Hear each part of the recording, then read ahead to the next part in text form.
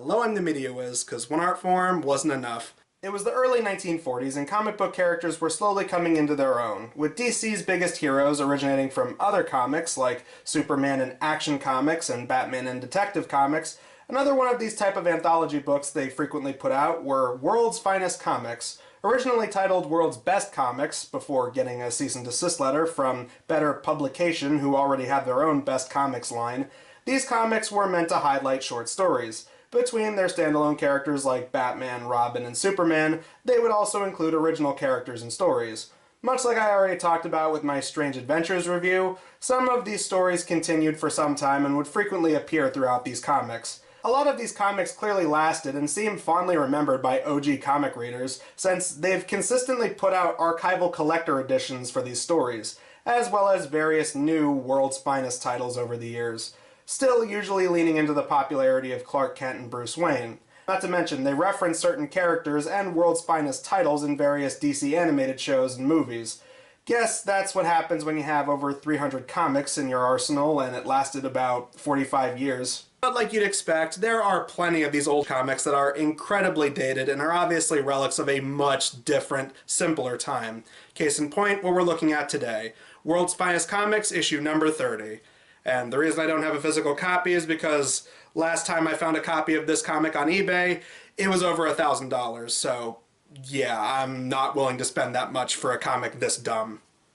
As for the cover, it's well drawn, but pretty uneventful by today's standards. But who knows, maybe back in 1947, the image of Batman, Robin, and Superman riding on a fire engine was exciting, completely ignoring the obvious fact that Superman can fly and Batman has the Batmobile. Now, unlike my Strange Adventures review, there's one story in particular I wanted to highlight, that being the very last one with Batman and Robin.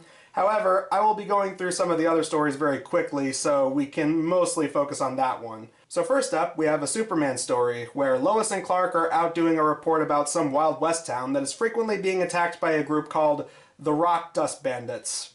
They are called this because they cover themselves in rock dust. Believe me, this is not the lamest gimmick for a group of villains we're going to see in this comic, just you wait. Anyway, after Clark survives falling off of his horse and landing down a mountain with not a scratch on him, the people of the town appoint him as the new sheriff. And I love how this one kid says he shouldn't be named sheriff until he offers him the role of his deputy. Then all of a sudden he looks up to Clark like he's his hero. Anyway, the story of this one plays out like a typical Superman story, with him switching between Clark Kent and Superman, all the while defeating the gang with the silly name. It turns out that Catawampus, the guy from the beginning, was actually the leader of the gang, and after several fights, one involving Superman rounding up some wild animals to chase after the gang, and then using his powers to avoid being crushed by a collapsing cave, the story ends with Lois and Clark having a story to write about, even if Lois still can't believe that Clark would be brave enough to be a town sheriff.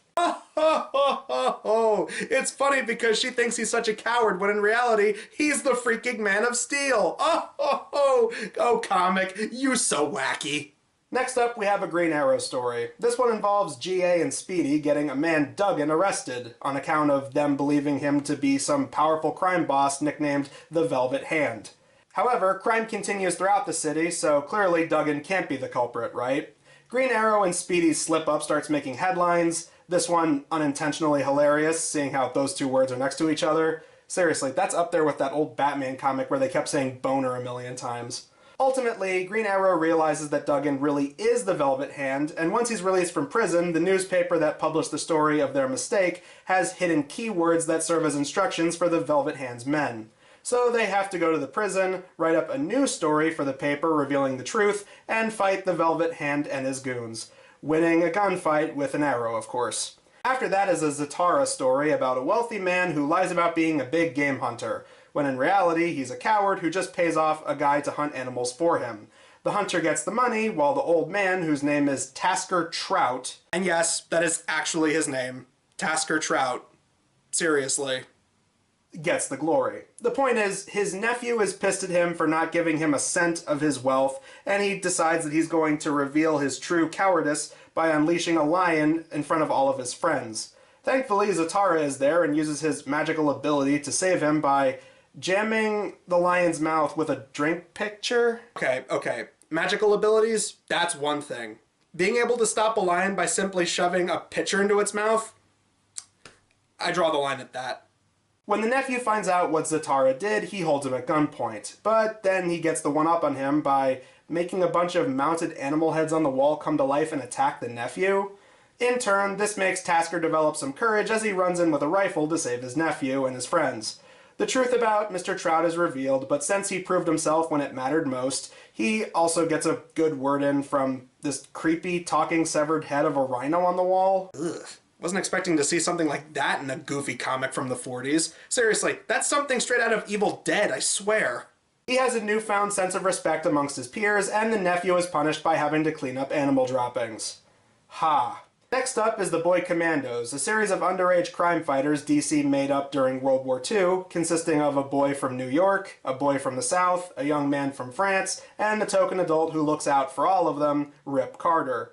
The story has them go up against an evil tycoon named Rollo, who is the source of a lot of fat jokes throughout this thing, because of his portly stature and all. His thing is that he sets fire to unsuspecting oil field owners and then poses as protection to extort money from them. But once the Boy Commandos see what he's about to do one night, they get the attention of the next farmer on Rollo's list before he can be swindled. So the boys go to the last oil field Rollo is after, deplenish the oil by digging holes in the ground, and rescue each other from being crushed by a crude oil pump. They eventually out Rollo as a fraud, and as he tries to escape, they catch him and then tie him up for the officials to pick him up. And they seriously had to go the extra mile and put this sign at the bottom. Not only did they get the drop on the guy, they also had to make one more remark about his weight. Yeah, can you tell this comic was from the 40s when sensitivities for stuff like that were much, much different? And lastly, we get a short story involving Johnny Everyman, a reoccurring character who specializes in more grounded educational stories. In this case, this one focuses on responsible driving. Keep in mind, this was long before texting while driving was even remotely a thing. While on the way to a presentation, Johnny is cut off by some reckless kid driver, who just so happens to be attending the same school that he's speaking at.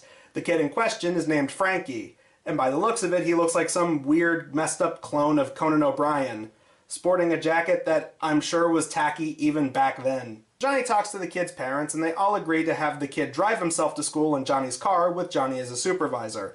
And just when you think the story takes a dark turn and has Frankie get arrested after crashing the car and killing 2 kids, it turns out to be one of those "this could happen to you" twists that you usually see in PSAs. And so this story ends with Frankie learning to be a more responsible driver behind the wheel. Alright, now with all that out of the way, let's get to the main event. The final story of the comic, the one featuring Batman and Robin.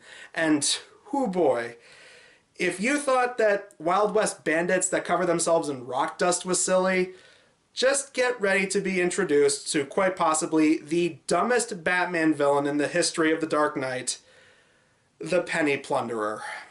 Okay, get a load of this. A young paperboy named Joe Coyne is given nothing but pennies his entire life. Even when he becomes a bank robber, all he gets are pennies. So once he's thrown in jail, he dedicates his life to crime, and just listen to this monologue that he says to himself.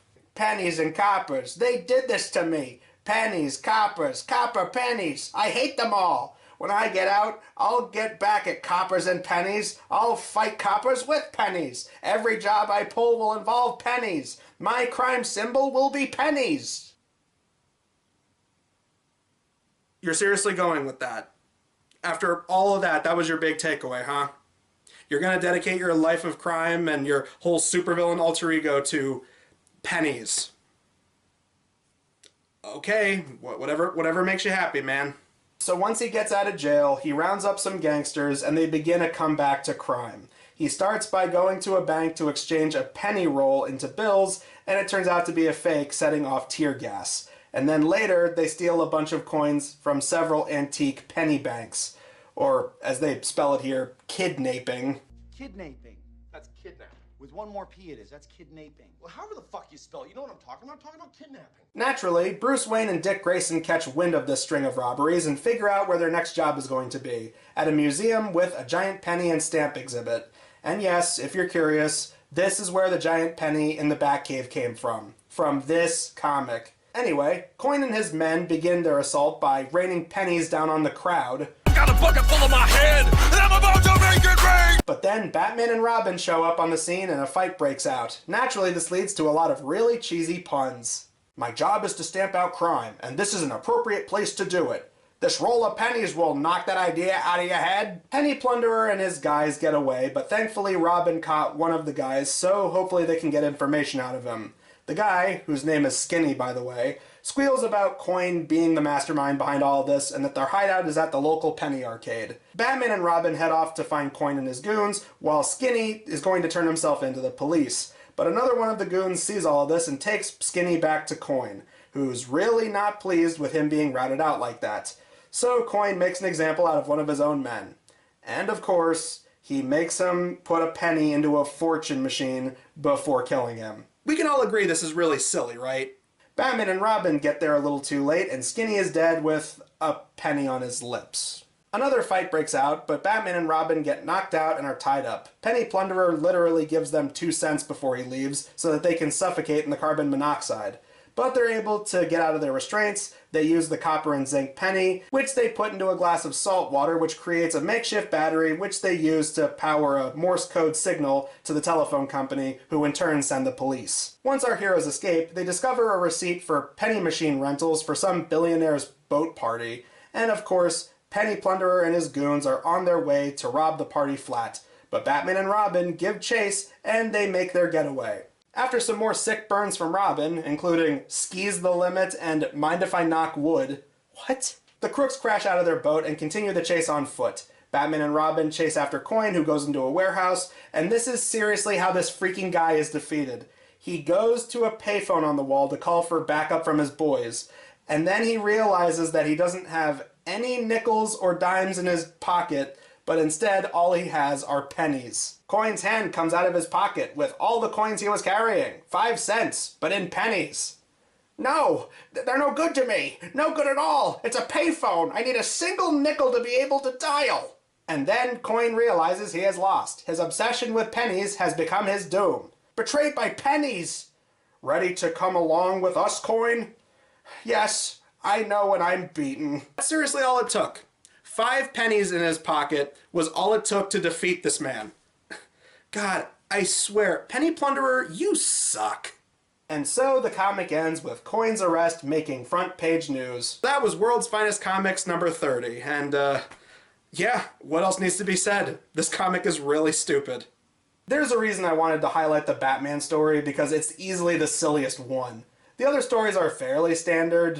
I mean, okay, the Superman one is a little ridiculous in its own right, but still manages to be less dumb than the story that has a main villain whose calling card is putting pennies on people's lips. Hell, even the Boy Commandos story takes itself a little more seriously. The only real comic relief in that one was making fun of the villain's weight. At least with some of the other stories, they have some sense of action or good intentions, like teaching responsible driving. But this one is just eye-rolling. Even down to the name Penny Plunderer. Everything about this character is just lame.